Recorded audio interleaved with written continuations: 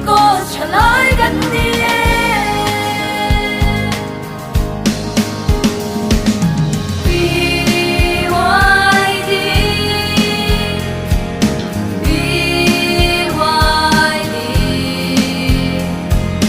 Pentecost chalai ganni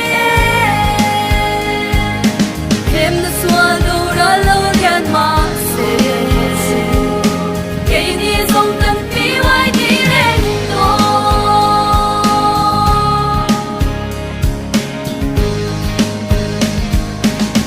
Câu chân ta na ban koi mo le Chalai nung kung siam cha tu le Matiang sona kan zel turin Zan chin cha phang kim Buang dar tu chalai gan ni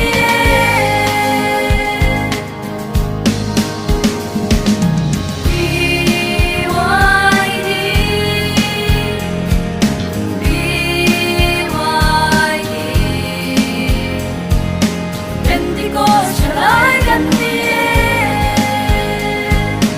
Hem na swallow ra lo lian ma se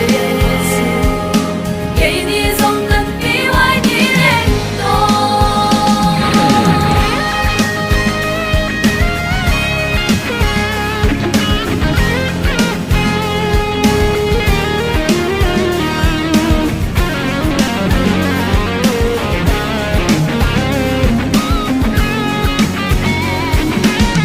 Sắc minh chun lăng ô pi hoài đi căn xuống sẽ lăng chê nâu vui sẽ là chân đâm là chân chim shil sẽ turin căn sa mây đo lâu Pentecost trả lại căn đi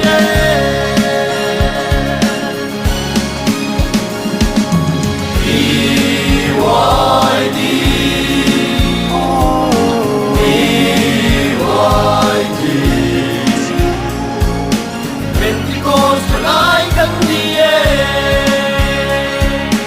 Hem na swallow ra lo lian ma se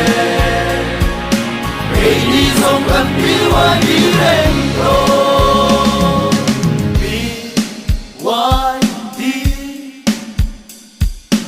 BYD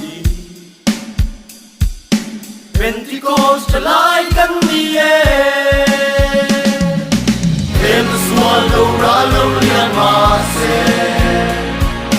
Kay ni zong kan pi wai di ren to